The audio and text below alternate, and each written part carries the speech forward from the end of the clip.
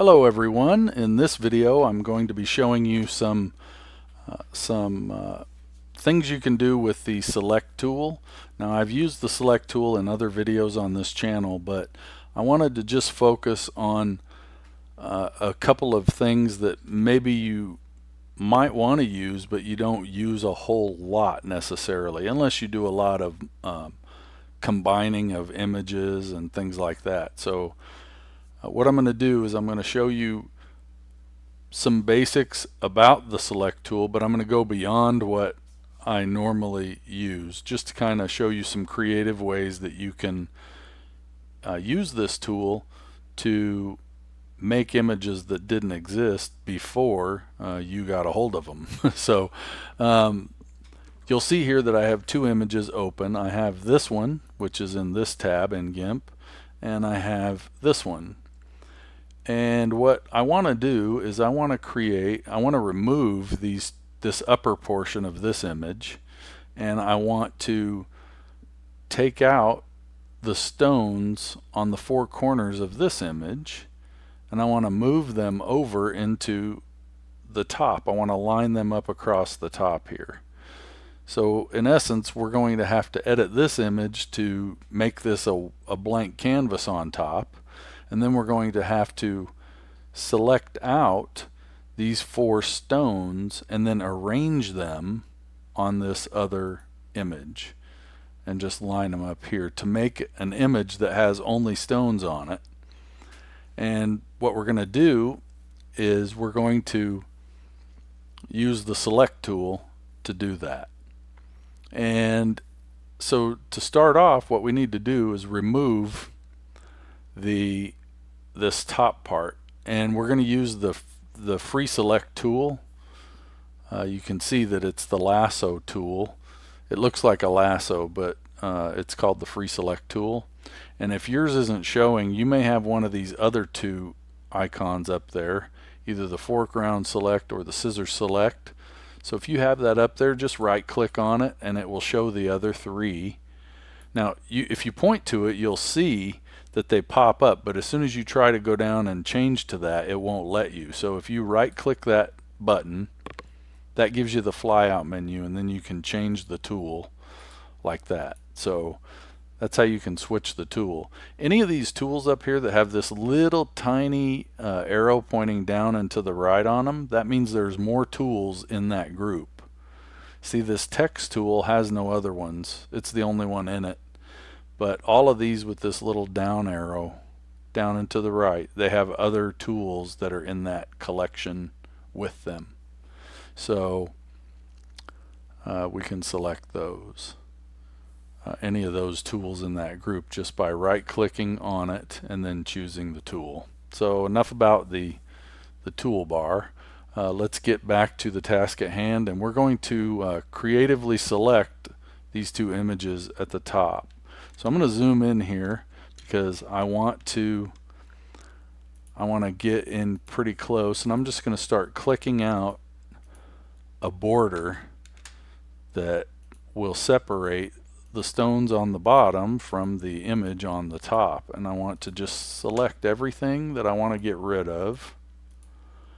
And that's what's nice about this free select tool. You're free to just click out a path wherever you want. And I'm dragging the image around by holding down my spacebar on the keyboard and then dragging. So if I want to go up here, I can just drag it.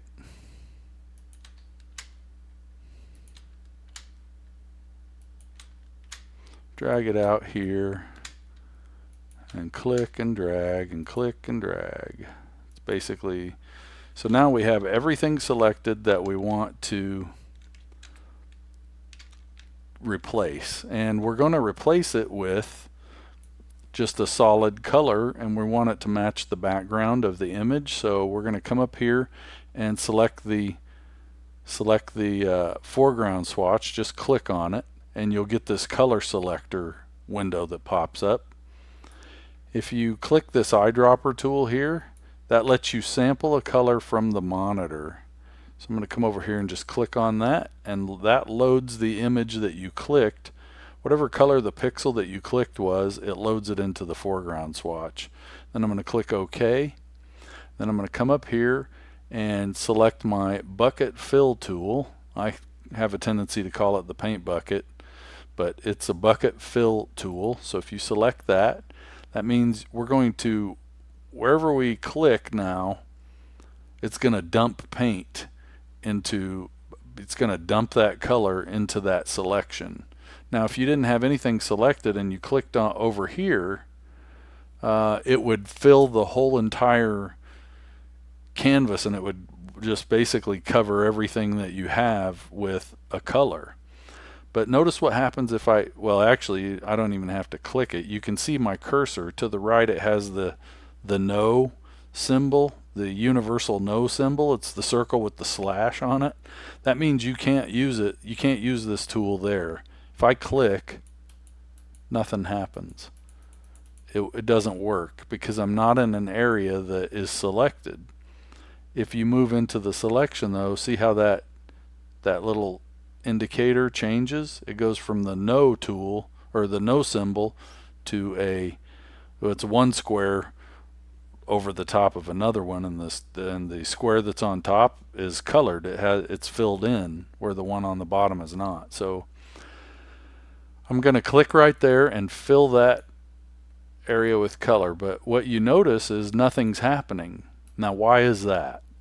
Well, simply put, there's already information, there's already pixels on that layer. So what we need to do is we need to give it a blank surface to pour the paint on. So if you come over here and just add another layer to your stack by clicking this button right here, create a new layer and add it to the image.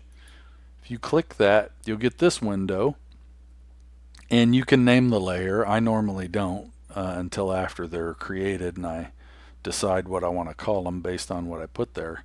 But you can fill with transparency, you can fill with the foreground color, you can fill with the background color, you can fill with middle gray, white, transparency, pattern, any of these. What we want to do is fill it with transparency, and that's what's already selected on mine. So I'm going to click OK. If yours says something different, you can just change it right there. So I'm going to click OK, and that creates an empty layer. Well, I call it an empty layer. It's a layer that has all transparent pixels on it.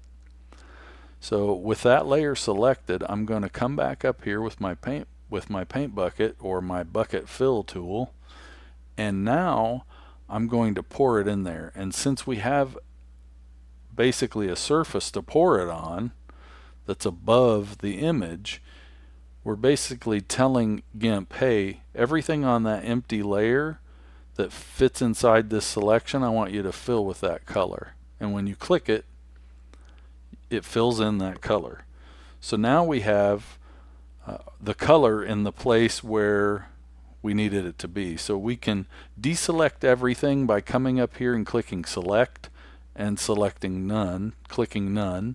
Or if you look over here, Shift Control A does the same thing. So you can either click none like that and it'll remove the selection, or you can hit Ctrl-Shift A and it will remove the selection. So that's half the battle. We've eliminated all of the extra information that we did not want on this image. But now we have to get these 4 stones over into this other image. So how are we going to do that? Well, you could do it a number of ways, all of which involve selections. But what I think I'm going to do, because what this will show you some added features of the select, is I'm going to select all 4 of these in at one time, instead of selecting one and cutting it out of there and then moving it over and putting it in the other one and then doing the same thing for each one of them. I'm going to select all 4 of them and move them all at the same time, and then when we get them over there, we'll split them up and we'll arrange them. So just keep in mind there's more than one way you can do this, but I'm going to show you this way because it allows me to show you something else you can do with selections. So I'm going to scroll in until I get to about the center of this stone, which is, incidentally, it's nearly a perfect circle, which is going to make this easier than it would be if we had to go through and select some oddly shaped. We would have to use this free select tool to do that, or some other selection method, but we're going to use the ellipse tool, the ellipse select tool, to select this circle. So I'm going to find what looks like the center to me. I'm just going to eye it up, and I'm going to hold down Control and Shift when I select this, when I start dragging out a circle. Now this is important. If you hold down Control and Shift and then click, you'll see that it does nothing. So it's important to know that the first thing that you do, you have to click on where you're going to start the selection. You don't have to start dragging, you just have to start with your mouse first and then hold down Control and Shift and then start dragging, and it will drag out a circle that allows you to select something that's round. Now you'll see that it's not exactly lined up. It did a pretty good job, but it's not exact. So what I want to do is, after I've got the, as long as you have this bounding box showing right here, you can drag this. As long as you click inside that rectangle, you can drag this down, and you can do the same thing with the side, and you can make it a little bit better fit just by dragging these out a little bit. Now see, I got a little bit of the shadow in there, so I'm going to go back up on that one. Okay, so that is number one. When you get it the way you want it, you can hit enter, and that will lock in your choice. Now, here's the problem. If I come over here, you may have seen this in other videos where you can add one selection to another. Like I could come over here and I could hold down the see, if I hold down the shift key, if I hold down the shift key and click inside there, see how I haven't lost my original selection and it's starting another one. So then if I hold down Control and drag, I can add this circle to the other one, and this one's locked in but this one's not. So I can come down here and I can fine-tune this selection the way we did the other one, just by dragging these bounding boxes, or these sides, dragging them in,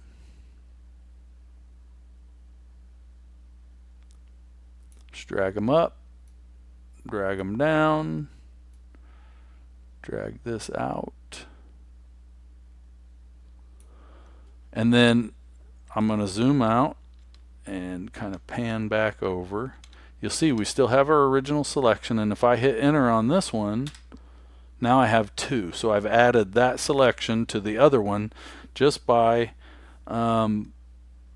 clicking or holding down the shift key when I first click on the part that I want to add, and then before I start dragging, hold down Control and drag out that circle. So it's the same buttons, it's just it matters which order you press them. If you're trying to drag out a single selection and you hold down Control and Shift, it basically locks up your mouse and it won't work. But then if you add Control and Shift after you click, then it lets you drag out a perfectly symmetrical circle. However, if you have something selected already and you want to add to that selection, you need to hold down the shift key by itself when you do that first click, and then that will give you your bounding box, and then if you add control to it as you drag it out, it will allow you to add it. Now I told you all of that and showed you that because I want to show you something else too, a different way that you can do it. But before we get to that, I want to show you something that really comes in handy if you're doing a lot of work on a specific image that has a lot of pieces that you need to edit. So what we're going to do is we're going to save these two selections as they are right now. What we're going to do is come up here to the select menu and click select, and we're going to save those to a channel. And if I click that, you see that we go, our layer panel turned into the channels tab. It went into this is your layers panel, but there's another tab in here that's called channels. And when we saved this selection to a channel, it might be hard to see, but you can see these two little white dots. That represents these two selections, or this one whole selection now, because we added one to the other. And so this is one complete selection, and we've saved that to a channel. Now what that means is we can clear this selection over here, and we don't have to worry about clicking something wrong and losing the selection that we already have because we have saved it. So if I hold down Ctrl-Shift and hit A, you'll see that these selections went away, but we still have them down here in this channel. So we still have them selected, and we can reload those at a later time. And that's what we're going to do. I want to show you how to load multiple selections that have been saved in a channel. So we're going to come down here and do these last two one at a time, so I can load 3 selections from channels. So I'm going to come down here and do the same thing that we've been doing. Click first with the mouse, hold down Control and Shift and drag, and then that will drag out a circle. And then I'm going to let off of everything and scroll in, zoom in with I'm holding down Control and then scrolling in with my mouse, the scroll button on the scroll wheel on my mouse. So now I'm going to fine tune this selection by setting these sides the way they need to be. And we may not be able to get this whole thing. This is really not circular, apparently. It's got a little bit of a flat spot on it. So I'm going to move up here. It'll still represent the stone like we're trying to. So once you get it all set, I'm going to hit enter, and locks that in. Actually, I probably could have went in a little further than that, but that's good enough for this demonstration. So I want to save this selection now. I come up here to select and go to save to channel and click it, and now we have another channel over here that has one selection in it. So since we have that saved, we can Control-Shift A, and that deselects it, and then I can hold down my space bar and just kind of slide the image over, and then we're going to select this one here. And I'm going to do it the same way. I'm going to click with my mouse in the middle or about the middle. This one looks misshapen too. So hold down with my mouse button, then hold Control and Shift and drag it out. And actually I think that is going to that one's going to end up being perfectly circle, because without going to a different tool, we could select this with the free select tool and get the whole thing as it is shaped, but I think it's going to look okay with a circle, because most of the texture and color for this is in the part that we have selected. Most of this other stuff is just highlights and shadows that don't really add any definition to that stone. So I'm going to lock that in, and then I'm going to save it to a channel. Now keep in mind, I don't have to save this to a channel, but I want to have 3 channels with saved selections in them so that I can show you how to load all 3 of them together. So I'm going to save this to a channel. I could just add these two to the one that's here already, but I'm going to go ahead and save it. Save it to a channel, and now we have 3 channels, and if I hold down Ctrl-Shift and A, now we've cleared that selection. Now here's the thing. If you go through and you make all your selections and you save them all to channels all in a row, and then you work a little bit on an image, and then you want to come back later and load all those selections, you can do that. You can load these saved selections. So all you have to do, and there's more than one way to do this, if you come up here to select, and then you let's see, you actually have the ability to edit selections, but I'm not going to get into that right now. Let me just show you the easiest way to do this. You could right click the channel, and then you can add channels to selection, right? Well, we don't have a selection right now, but if you click that, see how it added those 2 that are in there, or that were already in there. It loaded those 2 that were on the layer that I selected. So if I change to this one now and right click it and add that channel to the selection, now we have the same selection that we had plus this other one. And then 2, you could add the 4th one. Let me back up by hitting Ctrl-Z, and I'll show you another way that you can do this.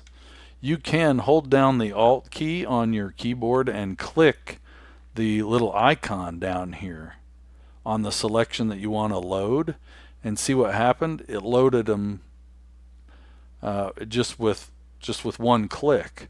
I didn't have to right click and then click again. I just held down the Alt key and clicked it, and it loaded it. Now what if I want to add this selection to the ones I already have loaded? Well, if I come down here and hit Alt and I click that, it doesn't work because it removes the selection that I had loaded and replaces it with this one.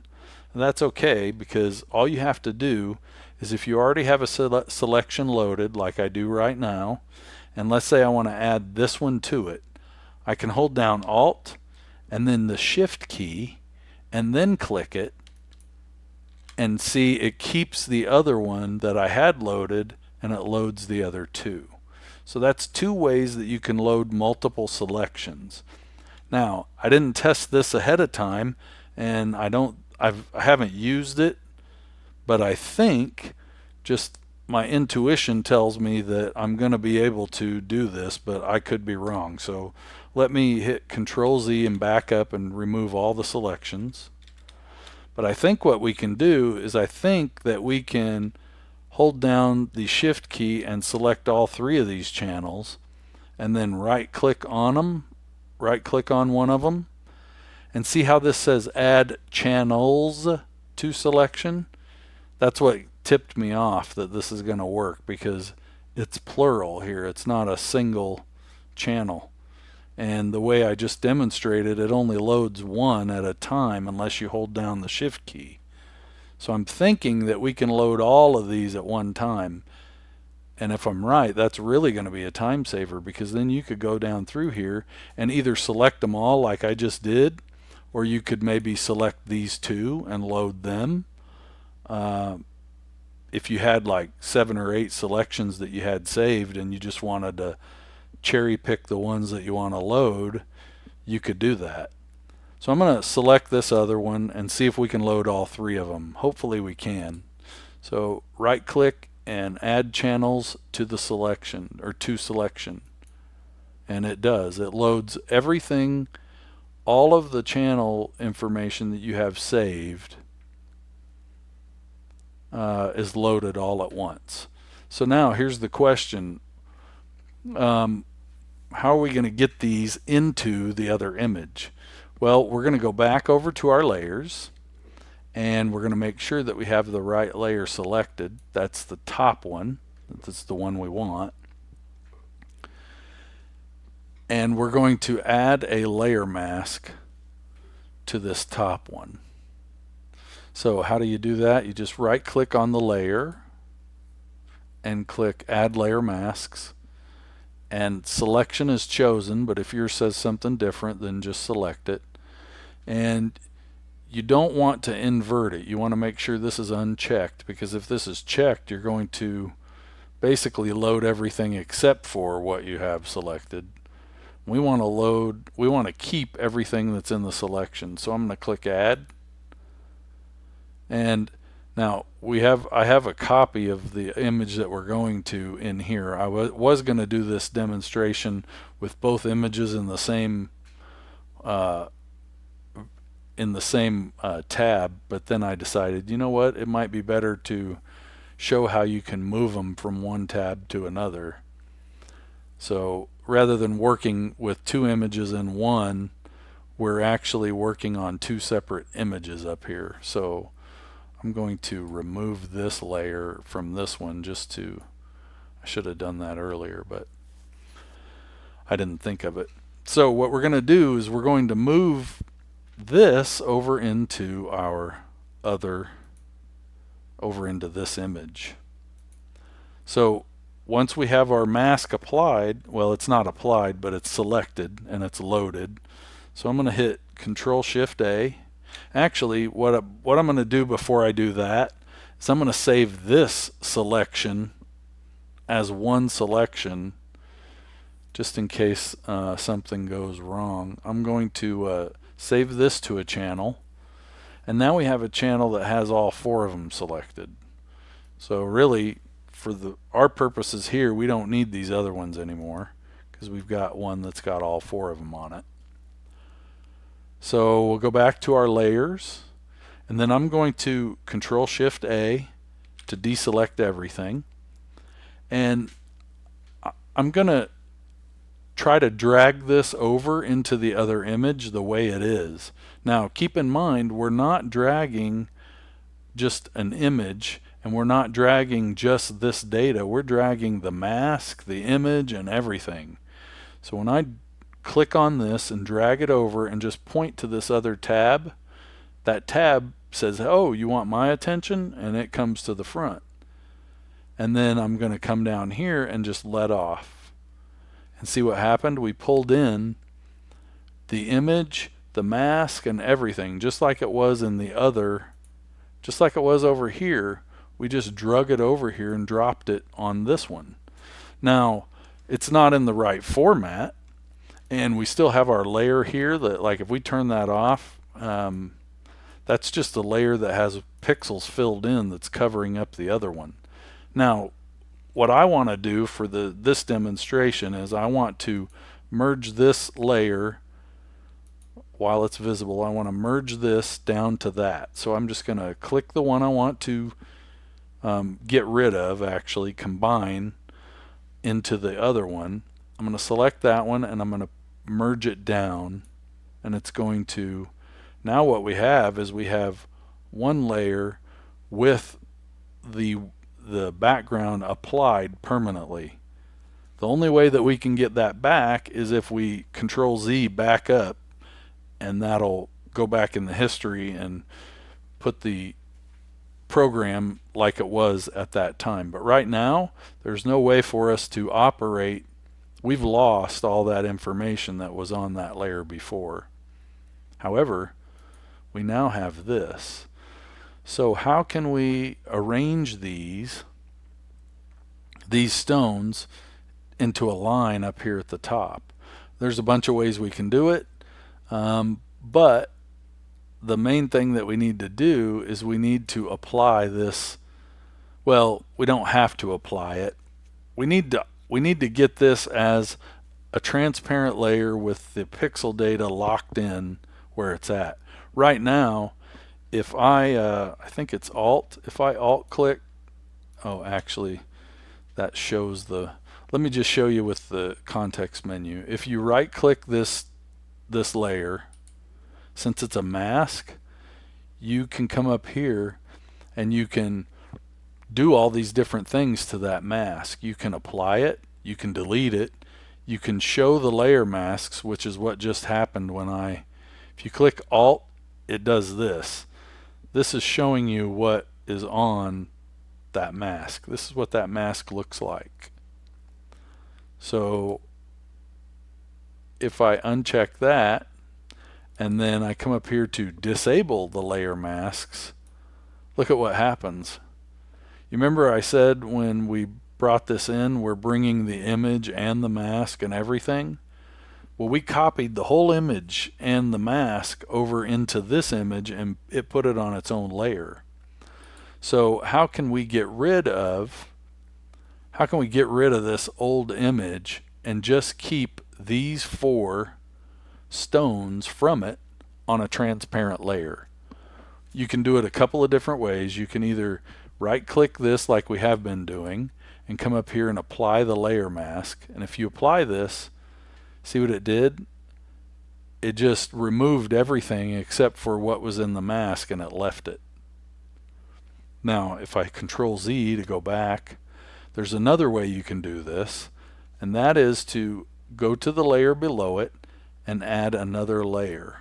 Make sure it has transparency set as the fill, and now you have a transparent layer directly under that layer mask that's over the top of that image.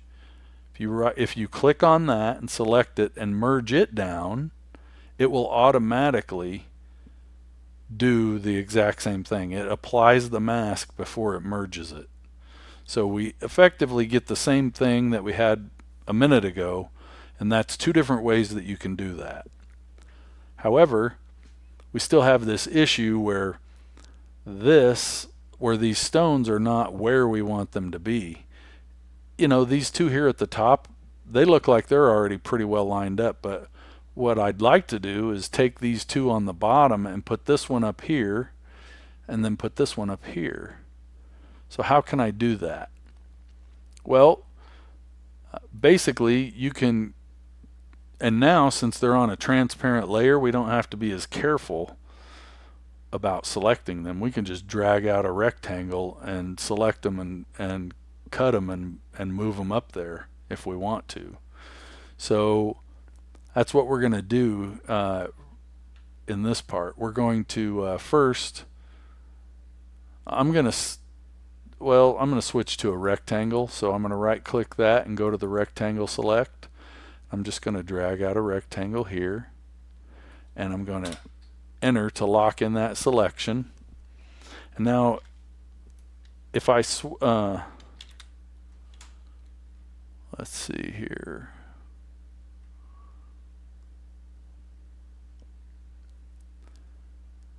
There I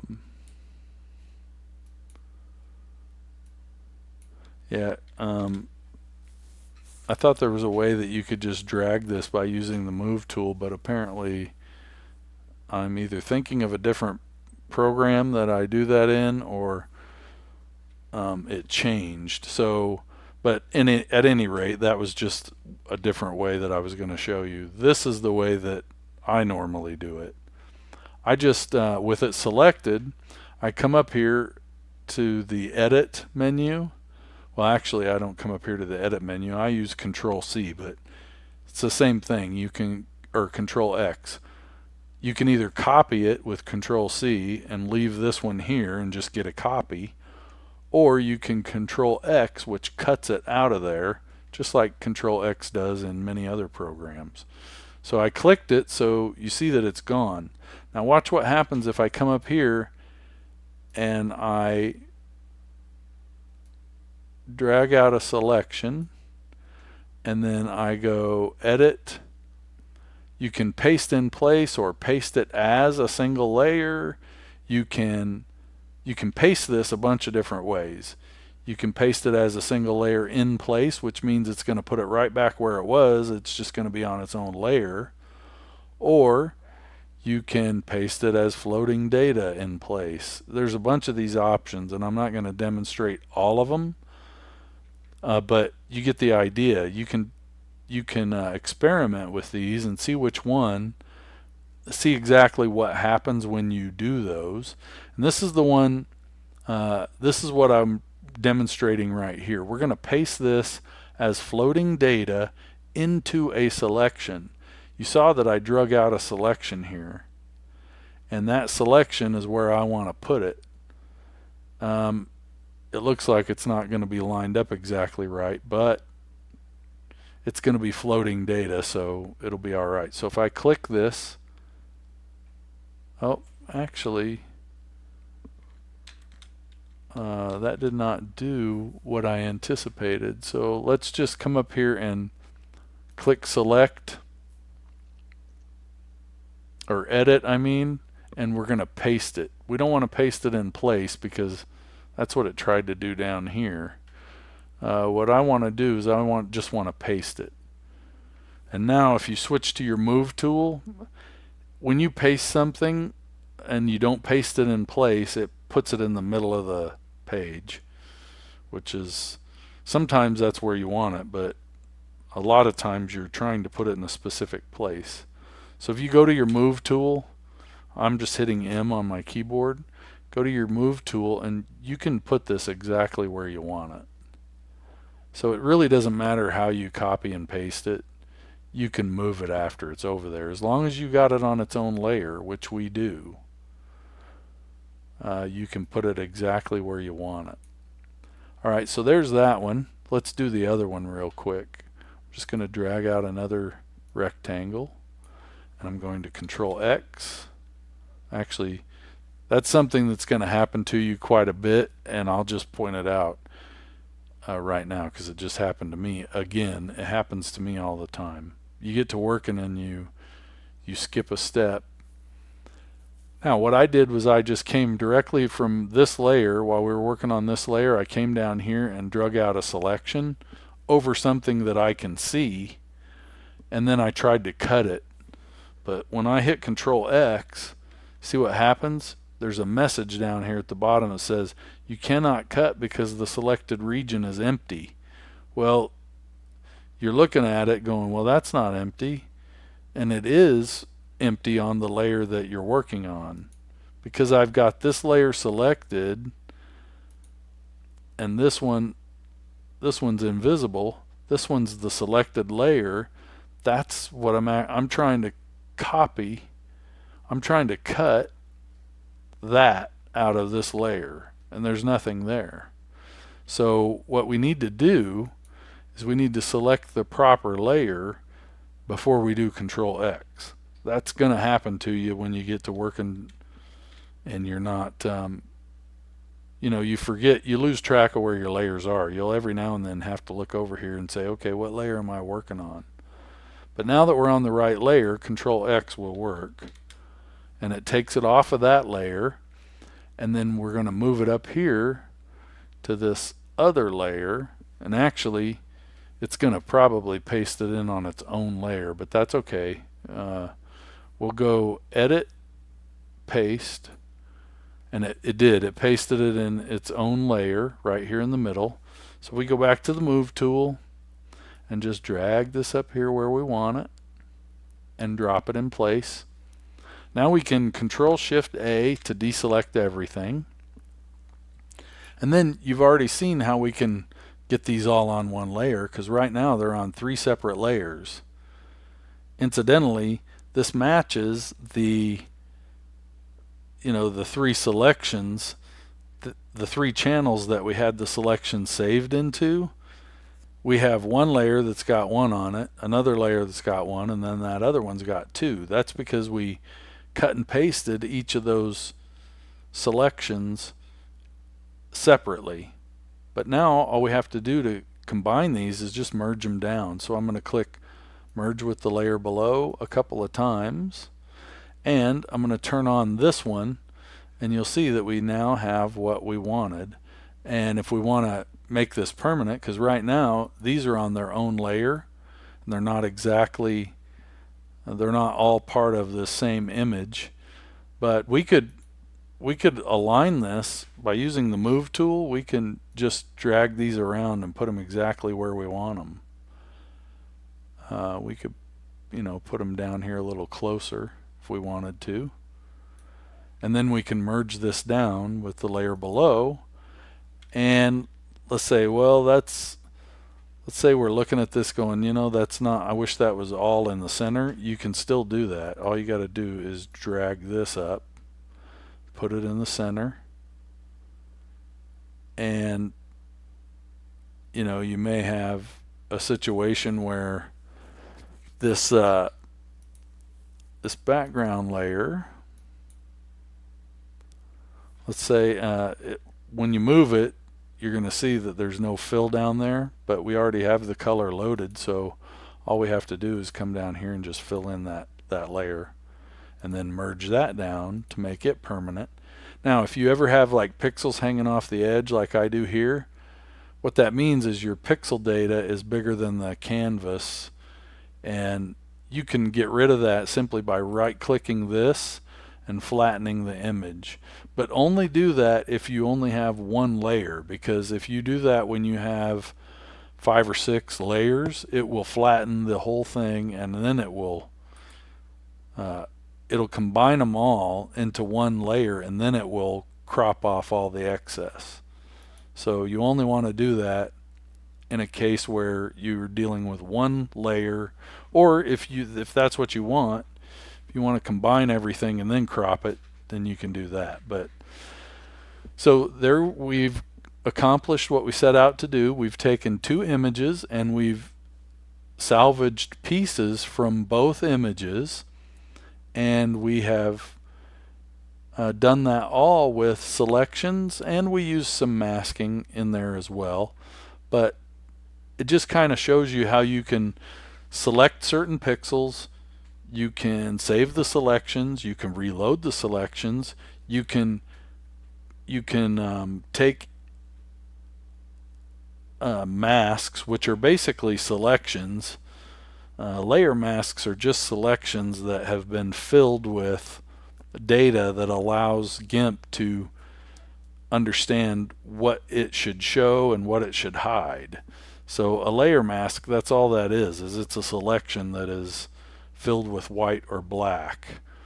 And we copied that over into another image, and then we made other selections and cut and pasted onto different layers, and then we arranged all that information that we selected. So that's a basic demonstration of how you can use some selections. You can save selections, you can add them, you can load them from channels, you can save them into channels. They're very versatile, and you can use them for a lot of different things. So I hope that helps, and thanks for watching.